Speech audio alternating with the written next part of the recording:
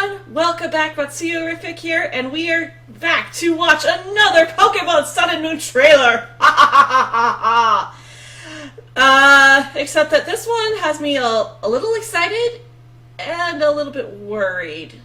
So, as you can see, this is the trailer that we're about to watch, and yeah. What happened to Exeggutor? Yeah, I'm a little weirded out by Exeggutor.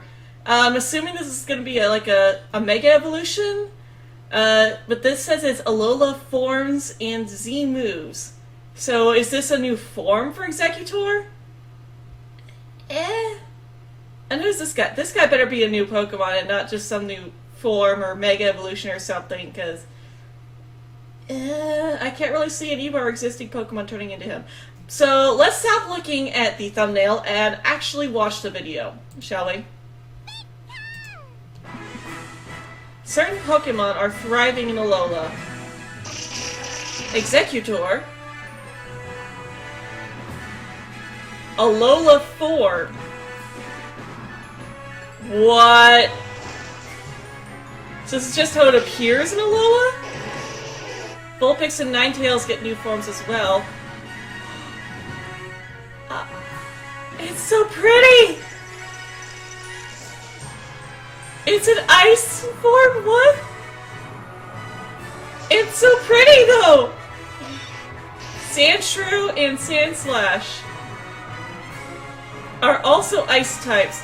Oh, they're so cute! Now I kind of wish I had seen what Exeggutor's type was. We'll look at that in a little bit. More new Pokemon discovered. Alright, let's see what new Pokemon we got.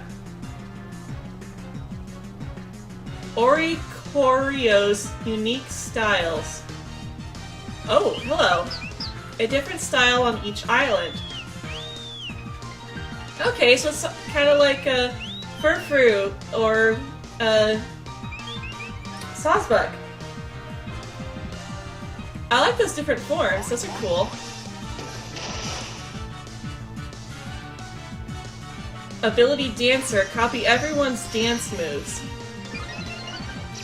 Dance moves? Oh, okay, like Quiver Dance and Teeter Dance. Minior. Is this like a pre-evolution for Solrock and Lunatone?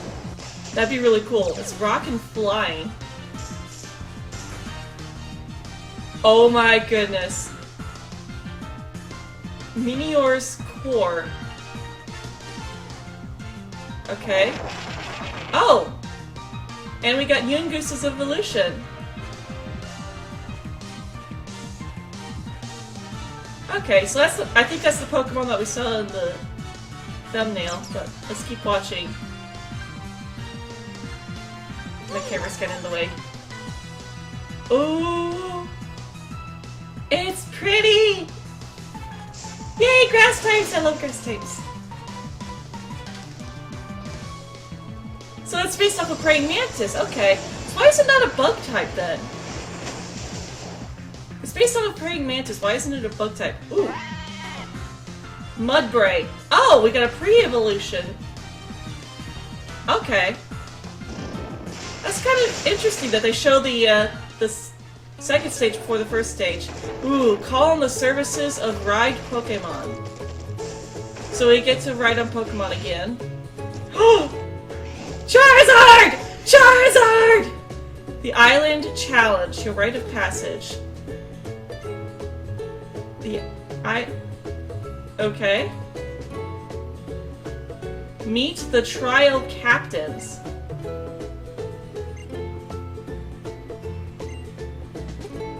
Okay. Well, these guys, this is different.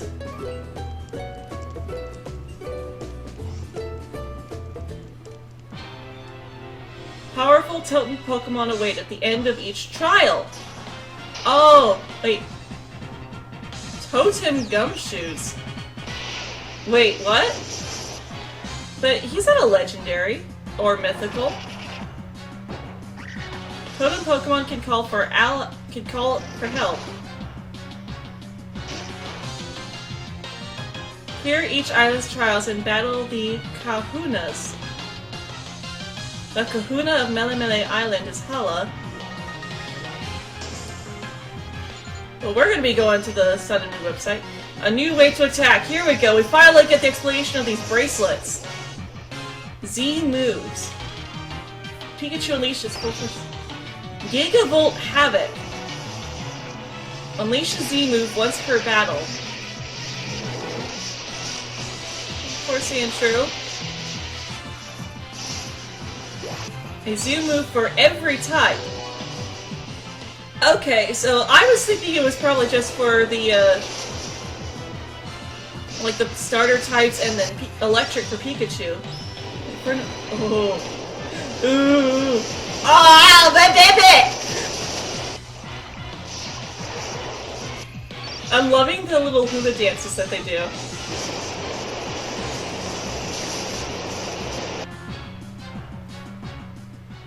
That was cool. Okay, so let's see if we can find some, whoopsie. That's not what I wanted to click on. Okay,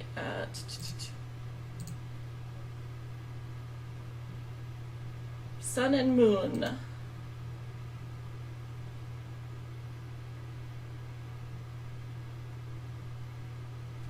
Okay, so Pokemon adapted to the Alola region.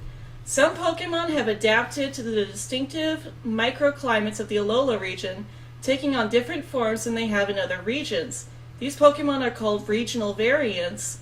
Taking root in the Alola region, they live like native Pokemon. Regional variant Pokemon can have different appearances and types, and their ways of living can also differ from that of the forms previously known.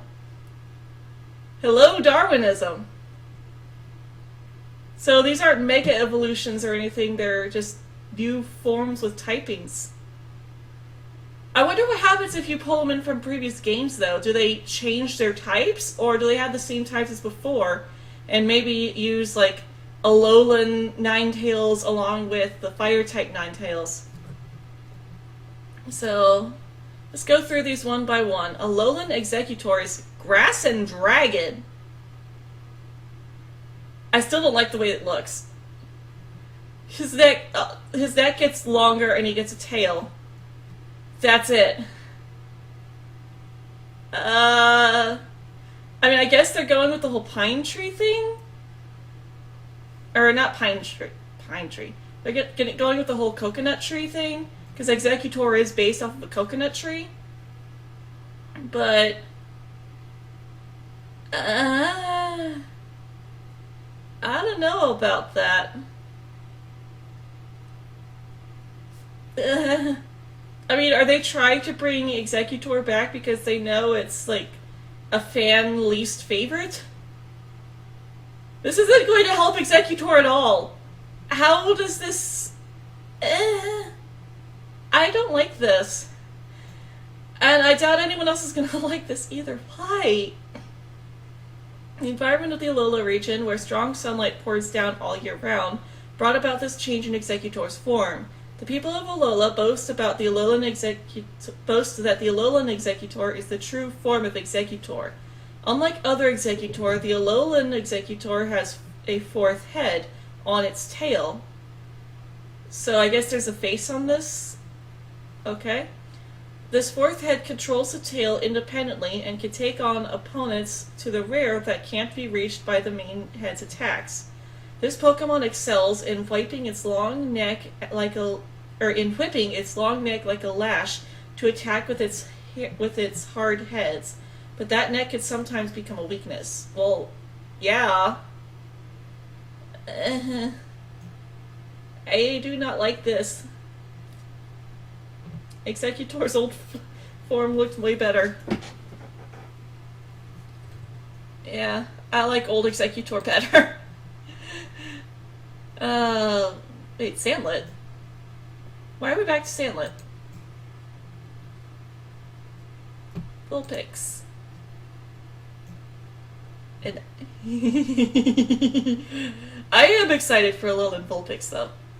It is said that Vulpix came to the Alola region together with humans, but the fox Pokemon moved to the snowy mountain peaks to avoid the normal habitats of other Pokemon, and thus it ended up taking on this form. These Alolan Vulpix live on high mountains that remain covered in a snow year-round. They live in small packs of 2 to 5 individuals, helping one another to survive.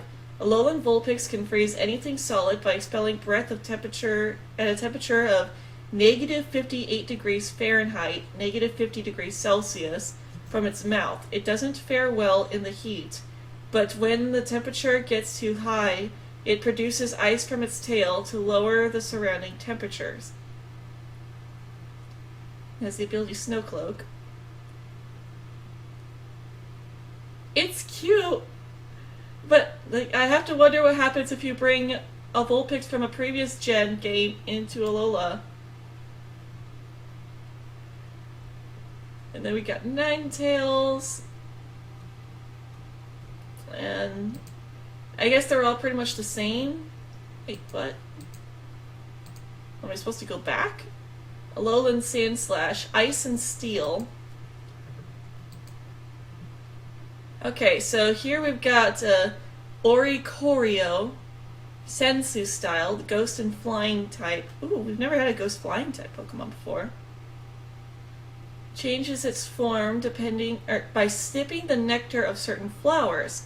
Since it has 4 different forms, the same as the number of islands in Alola, it would seem that different Oricorio live on each of the islands. The Sensu style Oricorio is quiet and collected.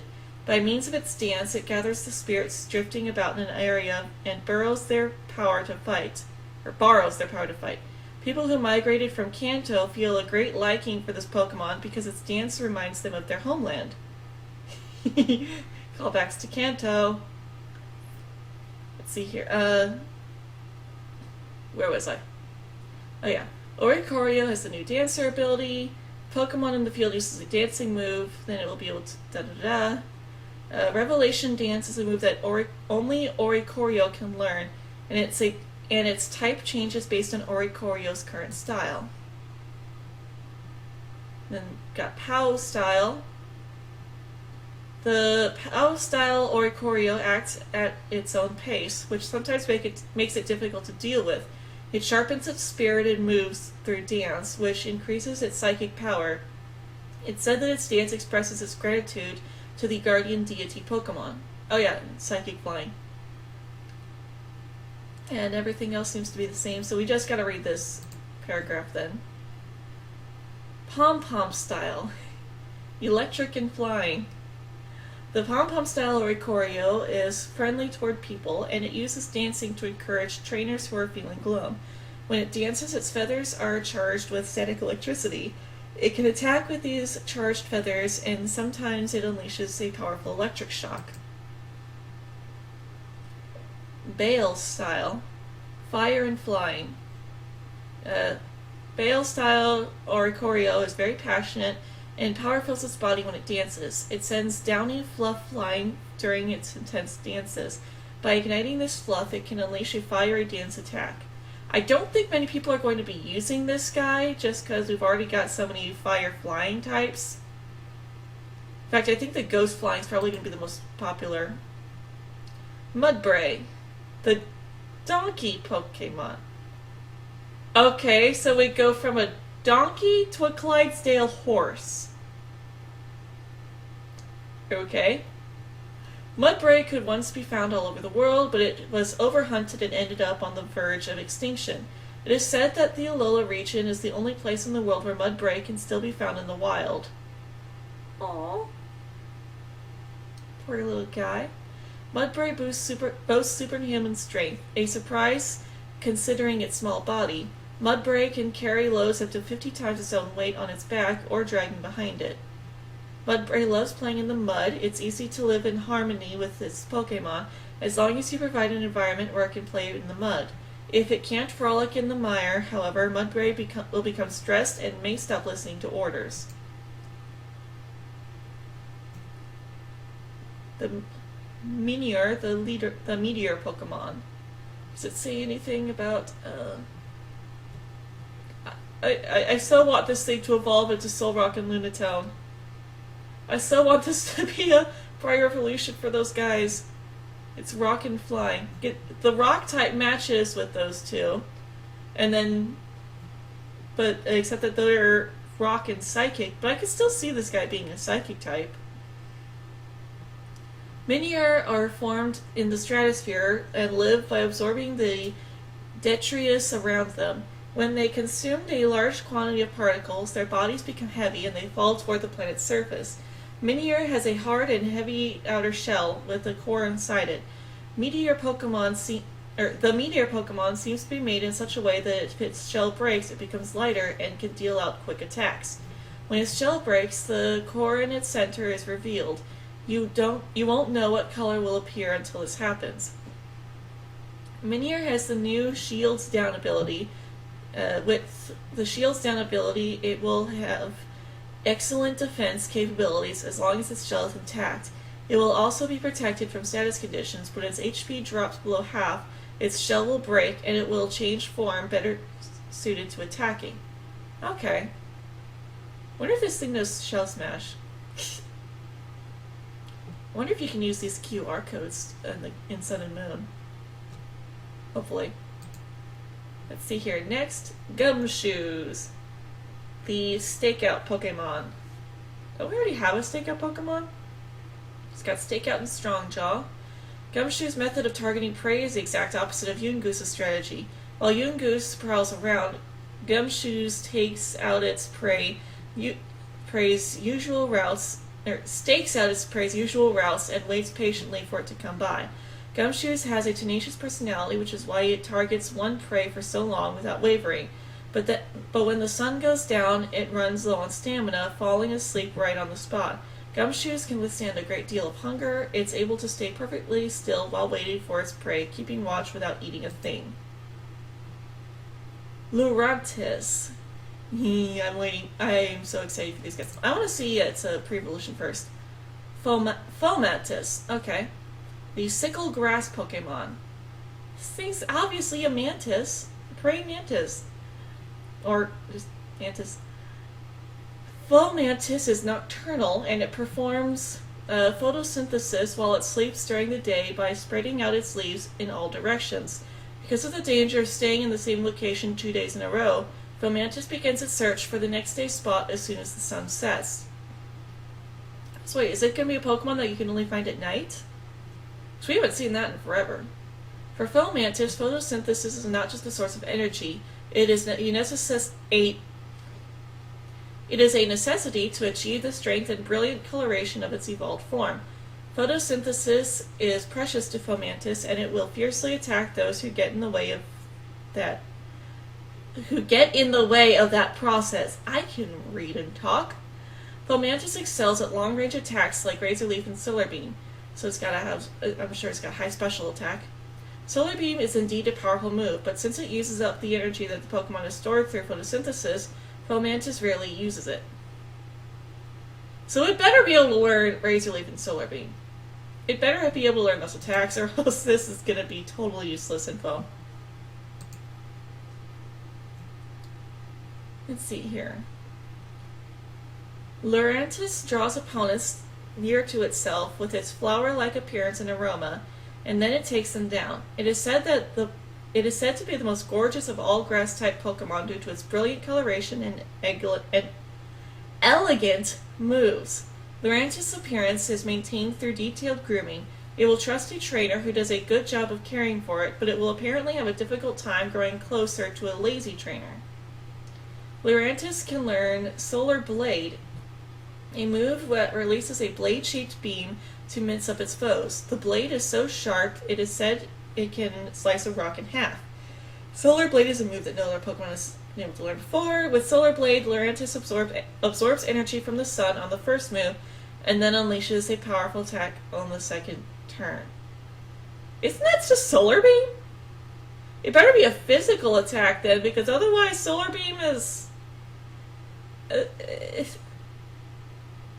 it's Solar Beam. It better be a physical attack, because otherwise it's the exact same as Solar Beam.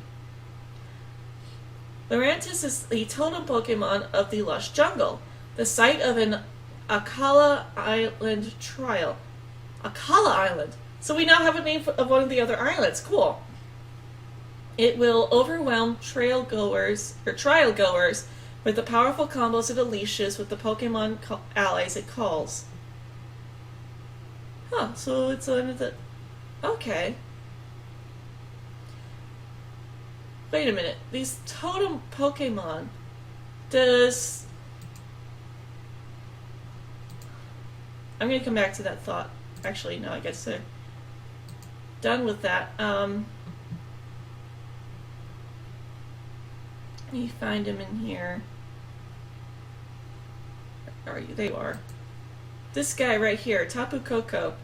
So is he like a totem Pokemon then? Did they say anything about him being a totem Pokemon? Guardian DDT of Melemon Island. Doesn't say anything about him being a totem Pokemon, but I think that would fit. I think he's the totem Pokemon of Melemon Island. That would make sense. Okay, so we have 3 totem Pokemon so far. Got this guy. We got these 2 are our totem Pokemon, and then Tapu Koko would be another totem Pokemon. So we just need one more totem Pokemon. Okay. Unless one of these guys is a totem Pokemon, which would be kind of cool. Oh my goodness. A Ninetales totem Pokemon. Ninetales being the totem Pokemon would be amazing. Or Sandslash. As long as it's not this guy. That's kind of cool. Okay. We haven't gotten any gym leaders yet, though. Let's see here. Cool features. I wonder if that rumor of gyms not being prevalent in this game is actually going to be true. Because we haven't heard anything about the gyms yet. The land, the sea, the sky. With the power of Pokemon, you can go anywhere. Move forward with Poke Ride. One aspect of the culture of the Alola region is something known as Poke Ride, in which certain Pokemon help get to places they wouldn't be able to reach by using human strength alone. These Pokemon don't join your team, but you can call on them anytime to receive their help. This practice is typical of the way of life in Alola, where humans and Pokemon are closely bound together. So these guys are not part of your team. They are wild Pokemon that you can ride, like in X and Y.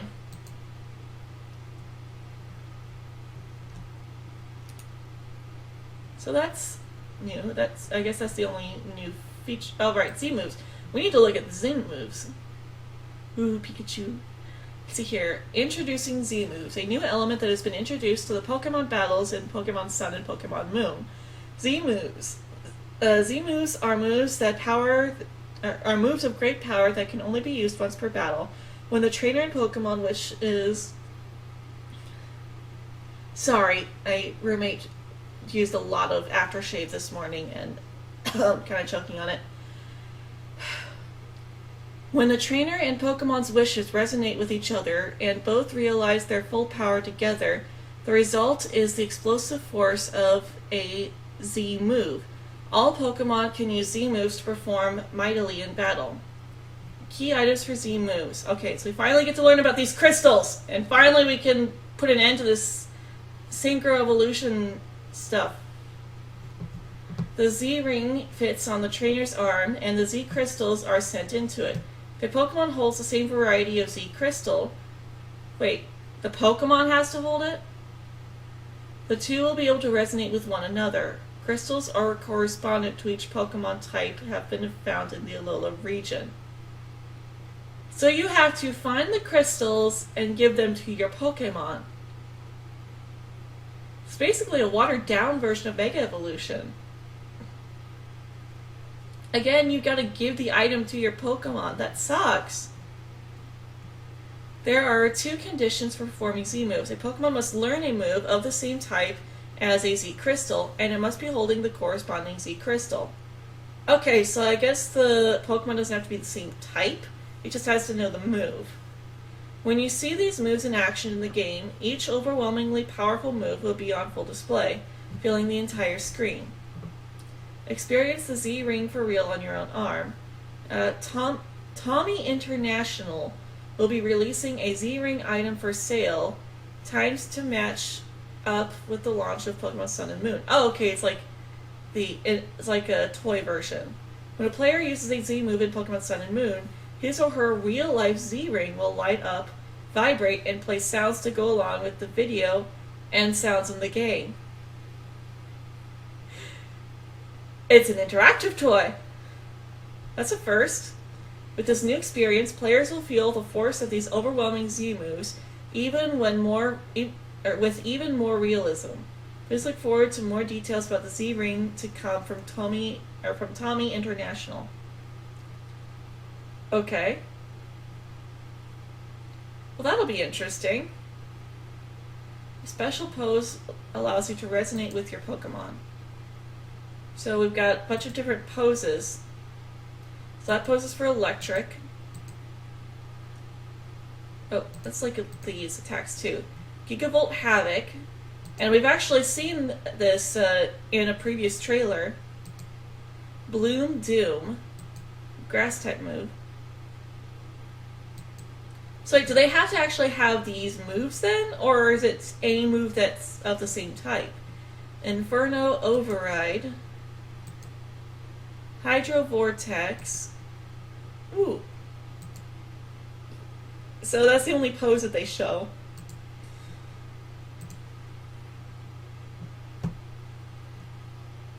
It just says Pokemon must learn a move of the same type as the Z Crystal. It doesn't say that it has to be those exact moves. Hopefully you'll be able to fit your Keystone in on this, because I'm going to be really disappointed if there are no Mega Evolutions in this game. We have not seen anything related to Mega Evolutions so far. You think? I wonder if Mega Evolutions is going to be like a Gen 6 exclusive thing. Oh my goodness. I think that might be Gen 6 exclusive now. Ooh, I like this little artwork here. Except for Executor. Executor ruins it. And there's Tauros. And... oh, hey, look. There's the last. Oh, there's two Executors in here that we have to look at. Lola is surrounded by the sea. It has a diverse ecology made up of Pokemon that have lived. Let's see here. The Rite of the Island Challenge. There we go. This is what we wanted to see. The Island Challenge. One aspect of the unique culture that has developed in the Alola is the Island Challenge, an adventurous rite that involves traveling through each of the 4 islands.